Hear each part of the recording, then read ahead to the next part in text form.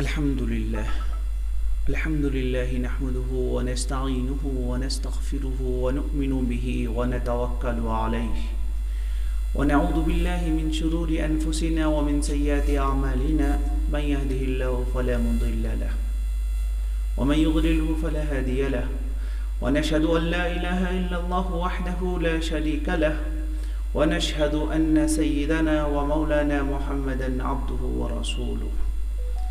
عزیزان گرامی، آج میں وسیم رضوی کے سپریم کورٹ میں قرآن کریم کے 26 آیت کے متعلق ایک پٹیشن کے دائر کرنے پر گفتگو کرنے جا رہا ہوں.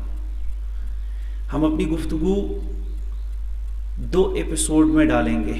پہلے ایپیسوڈ میں ہم اس کے لیگلی اور قانونی پہلو سے اس پر بحث کریں گے کہ اس کا یہ پٹیشن، اس کی یہ عرضی کس حد تک مقبول ہو سکتی ہے، کورٹ اسے ایکسیپٹ کرے گا یا ریجیکٹ کرے گا.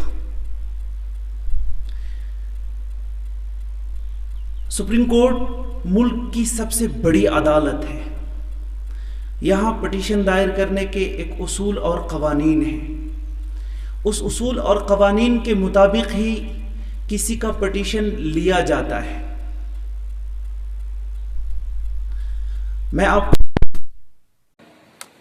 کہ سپریم کورٹ میں کسی بھی عرضی کے ایکسیپٹ کرنے کی سب سے بنیادی اور سب سے مقدم ضابطہ اور رول یہ ہے کہ وہ شخص جو پٹیشن دائر کر رہا ہے، جو عرضی دے رہا ہے، وہ سیاسی مفاد میں نہ دے رہا ہو، شخصی مفاد کے خاطر نہ دے رہا ہو، کارپوریٹ کے فائدے کے لیے وہ عرضی نہ دے رہا ہو. اگر ان تینوں میں سے کوئی بات پائی گئی تو اس کے عرضی کو ریجیکٹ کر دیا جاتا ہے. اس لیے اس قانونی پہلو پر بحث کرنے سے پہلے ہمیں اور آپ کو وسیم رضوی کے بارے میں جاننا پڑے گا.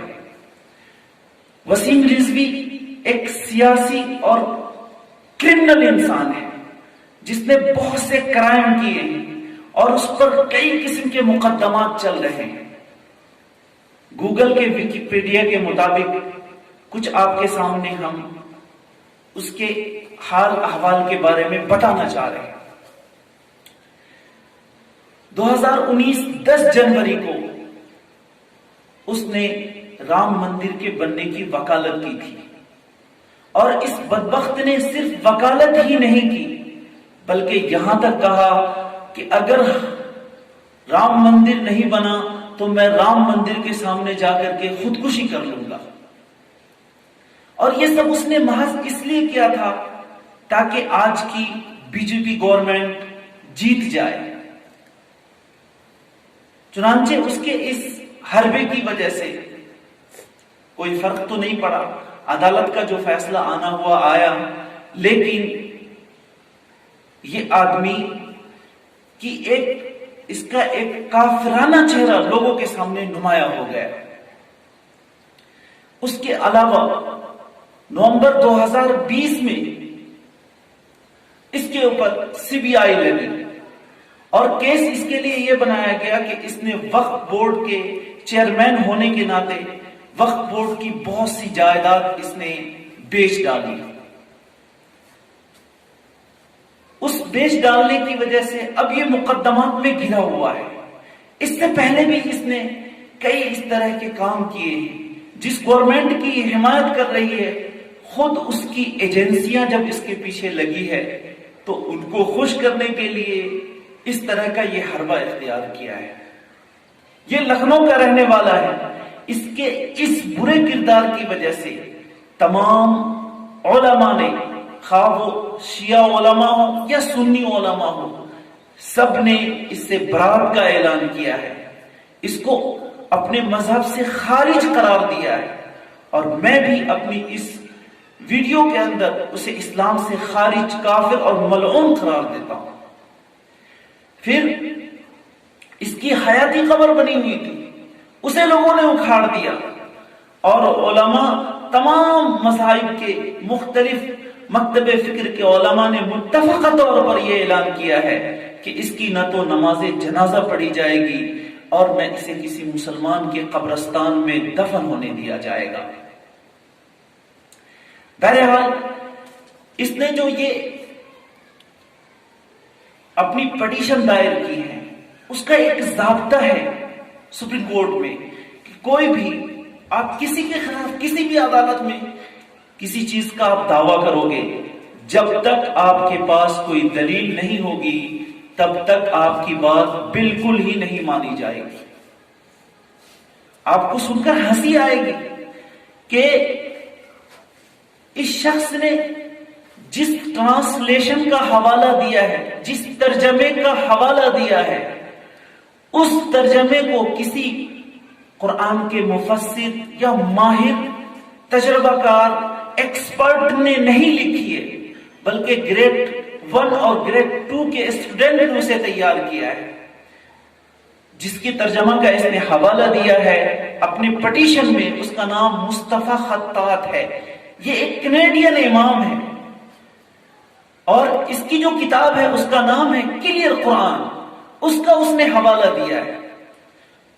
آپ کو سن کر حیرانی ہوگی کہ یہ آدمی اپنے آپ کو قرآن کا ایکسپرٹ ہونے کا دعویٰ کرتا ہے، ماہر اور مفسر ہونے کا دعویٰ کرتا ہے، اور اسے قرآن میں غلط، نعوذ باللہ، غلط باتیں نظر آتی ہے، لیکن یہ ایسا نادان اور جاہل انسان ہے کہ اسے اتنا بھی پتا نہیں ہے کہ قرآن میں کتنی رکوع ہیں، کتنے سورت ہیں اور کتنی آیت ہیں۔ آپ کو معلوم ہونا چاہیے کہ قرآن کریم میں کل 114 سورت ہے، اس شخص نے 123 سورت کا حوالہ دیا ہے، ایسے ہی 128 سورت نمبر کا حوالہ دیا ہے۔ اس کے پٹیشن کو جب آپ گوگل پہ جا کر پڑھیں گے آپ کو ہنسی آئے گی، یہ اتنا نادان انسان ہے کہ اسے نہ سورت کا پتہ، نہ آیت کا پتہ، نہ رکوع کا پتہ۔ پھر اس نے ایسی آیتوں کو بھی جمع کیا ہے جس آیت کا دور تک بھی اس طرح کے مضامین سے بالکل ہی واسطہ نہیں ہے۔ گویا ایسا لگتا ہے کہ کسی چھوٹے بچے نے سپریم کورٹ سے جا کر کے مذاق کیا ہے کہ بھائی ہمیں یہ بات پسند نہیں ہے یا ہمیں یہ مضمون پسند نہیں ہے۔ اس لیے اول میں یہ کہہ دے رہا ہوں کہ اس نے جو پٹیشن دائر کی ہے، اگر ہندوستان کی عدالت عظمی سپریم کورٹ تھوڑی سی بھی ہوشیاری سے، حساسیت بشاشیت سے عقل اور دماغ استعمال کرے تو اس کی پٹیشن سب سے پہلے ایکسیپٹیبل ہے ہی نہیں، قابل قبول ہی نہیں ہے، کیونکہ نہ تو اس میں آیتوں کا حوالہ صحیح ہے، نہ سورتوں کا حوالہ صحیح ہے، اور نہ ان آیتوں سے کسی بھی طرح دہشت گردی کے مضامین کا کوئی تعلق سمجھ میں آتا ہے۔ ہاں چند آیتیں ہیں جس سے بظاہر ایسا لگتا ہے، لیکن آپ کو معلوم ہونا چاہیے کہ قرآن کریم کی ہر آیتوں کا ایک پس منظر ہے، اس کی ایک اس کے پیچھے ایک کہانی ہے۔ جب آپ قرآن کے ایکسپرٹ کے پاس جائیں گے اور ان سے اس آیتوں کو سمجھنا چاہیں گے تو آپ کو سمجھ میں آئے گا کہ اس آیت کی ایک پرشٹھ بھومی ہے، اس کا ایک پس منظر ہے جس کے تحت یہ بات کہی گئی ہے۔ میں آپ کو بتانا چاہتا ہوں، تمام آیتوں کو اگر آپ سمجھنا چاہیں تو ایک لفظ میں بھی آپ سمجھ سکتے ہیں، بس اس لفظ کو آپ دماغ میں رکھیں۔ عربی میں ہر جگہ قتال بولا جاتا ہے، جہاد کے لیے قتال کا لفظ آتا ہے، جہاد کا لفظ آتا ہے۔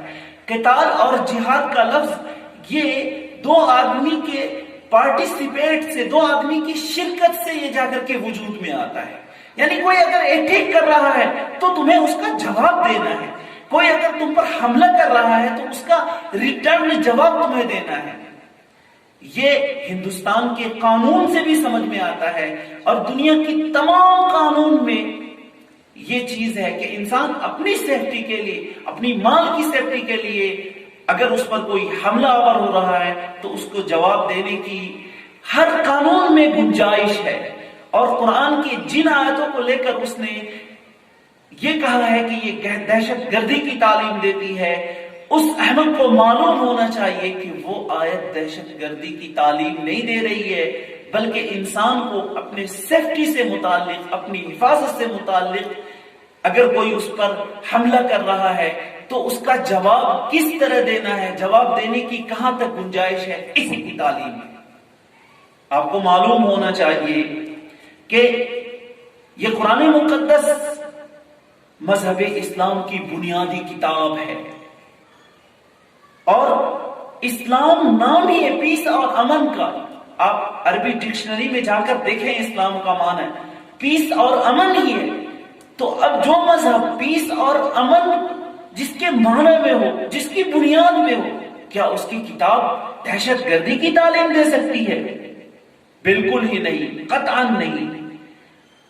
اور میں آپ سامعین سے یہ عرض کرنا چاہتا ہوں کہ جو معنی دہشت گردی کے وسیم رضوی نے لیا ہے، یا ہمارے جو کچھ بھولے بھٹکے اور بہلائے ہوئے انسان مراد لیتے ہیں، یہ معنی اسلام کا نہیں ہے بلکہ اسلام کے دشمنوں کا ہے۔ بہرحال اتنی ہی بات پر ہم اپنی باتوں کا خلاصہ کرتے ہیں۔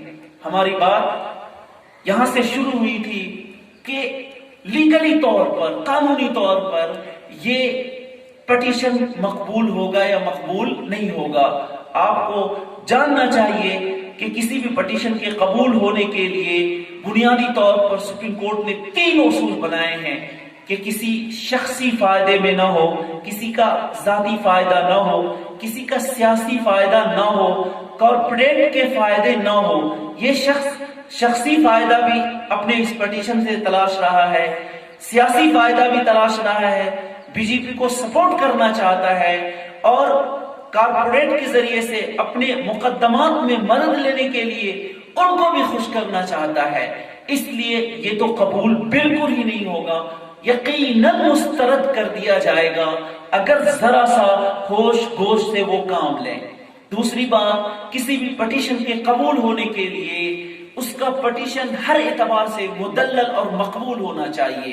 میں نے آپ کو بتایا کہ جس ٹرانسلیٹر کا انہوں نے حوالہ دیا ہے، ریفرنس دیا ہے، وہ ایک کینیڈین عالم مصطفیٰ خطاب، اس نے نہیں لکھی ہے بلکہ اس نے گریڈ 1 اور گریڈ 2 کے اسٹوڈنٹ سے ایک قرآن کا ترجمہ تیار کیا، کلیئر قرآن، اسی کا اس نے حوالہ دیا ہے۔ اور اس حوالہ دینے میں بھی اتنی نادانی کی ہے کہ جگہ جگہ آیتوں اور سورتوں کا حوالہ بالکل ہی غلط دیا ہے۔ ایسے ایسے سورت کے نمبرز دیے ہیں جو نمبر قرآن میں ہے ہی نہیں۔ تو اس لیگلی اعتبار سے ان کا یہ بالکل ہی مقبول نہیں ہو سکتا ہے۔ اگر بالفرض تھوڑی دیر کے لیے ہم مان بھی لیں، چونکہ یہ حکومت ایسی ہے کہ کچھ بھی یہاں پر ناممکن نہیں، کچھ بھی یہ کر سکتے ہیں، بغیر دلیل کے، بغیر گواہ کے بھی بندوق کے نوک پر کچھ بھی منوا سکتے ہیں۔ تو اگر منوا بھی لیے اور قرآن کے خلاف کسی سپریم کورٹ کا کوئی فیصلہ آ بھی گیا تو ہمارے سینوں میں، اور ہم جیسے ہزاروں نہیں کروڑوں ہندوستان، پاکستان نہیں، دنیا کے مختلف خطوں میں جن کے سینوں میں قرآن محفوظ ہے، اسے یہ کیسے نکلوائیں گے؟ مان لیا تھوڑی دیر کے لیے، ہم یہ بھی مان لیں اگر انہوں نے یہ بھی کر لیا تو اس سے آگے قرآن کی آیات کے علاوہ احادیث کی ایک بہت بڑی، مطلب احادیث کا بہت بڑا سلسلہ ہے، بہت سی کتابیں ہیں، ان کتابوں کے اندر یہ قرآن کی پوری تفسیر موجود ہے، اور یہ پوری آیتیں ہم وہاں سے اخذ کر سکتے ہیں۔ تو ان آیتوں کے ذریعے سے ہمارے پاس یہ پھر بھی یہ قرآن محفوظ رہے گا۔ اور اس کے علاوہ اللہ نے ہزاروں اسباب بنائے ہیں، جن اسباب کے ذریعے سے کوئی جیسا بھی، جتنا بھی قانون بنا لے، نہ یہ مٹا ہے قرآن اور نہ یہ مٹنے والا ہے، کیونکہ اس کی حفاظت کا وعدہ اللہ تبارک و تعالی نے لیا ہے۔ اس کے بعد میں آپ کو بتاؤں، آج کا جو یہ کمپیوٹر سسٹم ہے، یہ دنیا کی سب سے فاسٹ ٹیکنالوجی مانی جاتی ہے، لیکن اللہ تعالیٰ نے ایسے انسان بھی پیدا کیے ہیں جن کو ان کمپیوٹر سے زیادہ فاسٹ قرآن یاد ہے اور ان کے سینوں میں محفوظ ہے. اگر آپ کو میری بات پر یقین نہیں ہوتا ہے، آپ اپنے یوٹیوب چینل کو کھولو اور اس پر سرچ کرو کمپیوٹر قرآن. آپ کو پڑوس کے ملک سے ایسے ایسے حفاظ قرآن ملیں گے جو آپ کی بورڈ پر ٹائپ کرنے میں آپ کو ٹائم تو لگ سکتا ہے، لیکن ان کو قرآن کے کسی آیات کسی حرف کے پڑھنے میں اتنا بھی ٹائم نہیں لگتا ہے.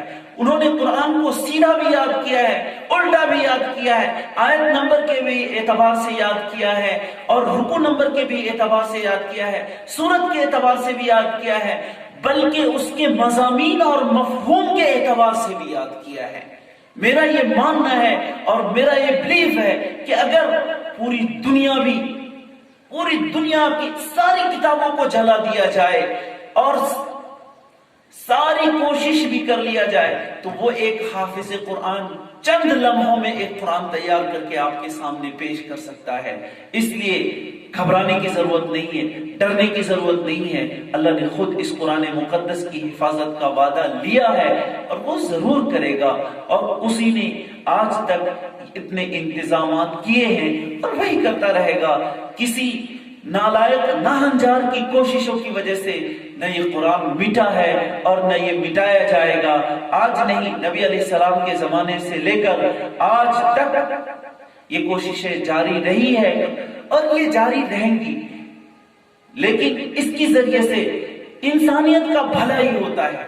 آپ کو بہت عجیب لگے گی میری بات، کیونکہ جب اس نے 26 آیت پر یہ اعتراض کیا تو وہ لوگ بھی جاگ اٹھے جو قرآن کے بارے میں منفی سوچ رکھتے تھے، نیگیٹو سوچ رکھتے تھے. اب انہوں نے بھی اس قرآن مقدس کا مطالعہ شروع کیا. تو اس کے ذریعے سے میں یہ امید کرتا ہوں کہ اللہ تبارک و تعالی ایک ہدایت کی ایسی ہوا چلائے گا، ایسی ہوا چلائے گا اللہ تعالیٰ کہ ان ہواؤں کے جھونکوں سے کوئی بھی متعنت اور شرکش انسان یقیناً نہیں رہ جائے گا. وہ ضرور وہ حلقہ اسلام میں آئے گا، اور اگر اسلام حلقہ اسلام میں نہیں آیا تو یقیناً وہ اپنی منفی سوچ میں کچھ نہ کچھ کمی ضرور پیدا کرے گا. کیونکہ قرآن مقدس کی یہ تاثیر قدرت کائنات نے رکھی ہے، خالق کائنات نے رکھی ہے کہ جو بھی انسان اسے مطالعہ کرتا ہے، جو بھی انسان اسے پڑھتا ہے، وہ ضرور اسلام سے مانوس ہو کر رہتا ہے. اللہ تعالی ہمیں اور آپ کو قرآن سمجھنے، پڑھنے اور قرآن کے قریب ہونے کی توفیق عطا فرمائے. وما علینا الا البلاغ.